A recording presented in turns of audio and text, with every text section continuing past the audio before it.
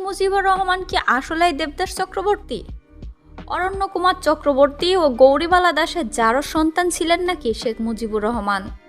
2 বছর বয়স পর্যন্ত শেখ মুজিবের নাম ছিল দেবদাস চক্রবর্তী। কলকাতা সিভিল কোর্টের উকিল মিস্টার চণ্ডী দাস, তার এক মেয়ে ছিল যার নাম গৌরীবালা দাস। চণ্ডী দাসের সহকারী উকিল মিস্টার অরণ্য কুমার চক্রবর্তী চণ্ডী দাসের কলকাতায় বাসায় নিয়মিত যাতায়াত করত। এই সুযোগে চণ্ডী দাসের মেয়ে গৌরীবালার সাথে অরণ্য কুমার চক্রবর্তীর অবৈধ সম্পর্ক গড়ে ওঠে। এভাবে চলতে থাকে দিনের পর দিন। তার ফলশ্রুতিতে এরই মধ্যে গৌরীবালা গর্ভবতী হয়ে পড়েন। গৌরীবালা যখন বুঝতে পারলেন তিনি গর্ভবতী হয়েছেন, তখন গৌরীবালা অরণ্য কুমার চক্রবর্তীকে তাকে বিয়ে করার জন্য চাপ দেন। অরণ্য কুমার চক্রবর্তী ইহাতে রাজি না হয়ে অবৈধ সম্পর্কের কথাও অস্বীকার করেন। এদিকে চণ্ডী দাস বিষয়টি জানার পর চিন্তিত হয়ে পড়েন। এরই মধ্যে গৌরীবালা 12/12/1920 ইংরেজি তারিখে একটি পুত্র সন্তান জন্ম দেন। তার নাম রাখা হয় দেবদাস চক্রবর্তী। চণ্ডী দাস অরণ্য কুমার চক্রবর্তীকে গৌরীবালাকে উঠিয়ে নেওয়ার জন্য চাপ দিতে থাকেন, কিন্তু অরণ্য কুমার রাজি হন না।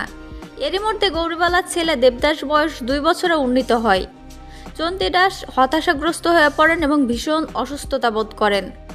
চণ্ডী দাসের বিশ্বস্ত মৌরি শেখ লুৎফুর রহমান ছিলেন একজন নিম্নবিত্ত পরিবারের সন্তান। চণ্ডী দাস মেয়েকে নিয়ে সমাজে মুখ দেখাতে পারছেন না, এমন অবস্থায় গৌরীবালার ছেলে দেবদাসের বয়স যখন 3 বছর, তখন চণ্ডী দাসের মৌরি শেখ লুৎফুর রহমান চণ্ডী দাসের সমূহ সম্পত্তি সহ গৌরীবালাকে বিয়ে করেন। তখন এফিডেভিট করে গৌরীবালার নাম রাখা হয় ছায়রা বেগম এবং ছেলের নাম রাখা হয় দেবদাস চক্রবর্তীর পরিবর্তে শেখ মুজিবুর রহমান। এফিডেভিট নম্বর 118, তারিখ 10/11/1923 ইংরেজি সাল। Kolkata civil court, Paschimbanga, Bharat. সাক্ষী ছিলেন জনাব আব্দুর রহমান সাফায়াত, কোর্ট দারোগা, কলিকাতা থানা ও ভান্ডারিয়া, সাবেক জেলা বরিশাল। শ্রী অনিল কুমার, কোর্ট দারোগা, সাবেক জেলা বরিশাল। শেখ মুজিব কি দেবদাস জয়কে মৃণালের ছেলে? সত্যি নাকি গুজব এসব? একটি লিফলেটের মাধ্যমে এমন ছবি ছড়িয়ে পড়েছে যেখানে শেখ মুজিব নিয়ে একটু বিস্তারিত রচনা পাওয়া যায়। শুরু থেকে একটু বলা যাক। লিফলেটে বলা হয় 1920 সালে কলকাতা সিভিল কোর্টের অ্যাডভোকেট চণ্ডী দাস। এখনও মনে রাখা দরকার, কলকাতায় তখন অর্থাৎ 1920 সালে একটাই আদালত ছিল, যেটা কলকাতা হাইকোর্ট নামে পরিচিত। কলকাতা হাইকোর্ট প্রতিষ্ঠা হয় 1861 সালে রানী ভিক্টোরিয়ার হাত দিয়ে। পরবর্তীতে 1951 সালে কলকাতা হাইকোর্টের 10 বিচারপতির অনুরোধ ও রিপোর্টের প্রেক্ষিতে 1957 সালে কলকাতা সিটি সিভিল কোর্ট তৈরি করা হয়। সেটা কলকাতা সিভিল কোর্ট নামে পরিচিত। অর্থ কলকাতায় 2টা কোর্ট, একটা কলকাতা হাইকোর্ট এবং একটা Kolkata civil court. Kolkata high court 1861 সালে আর কলকাতা 1957 সালে সিভিল কোর্ট প্রতিষ্ঠিত।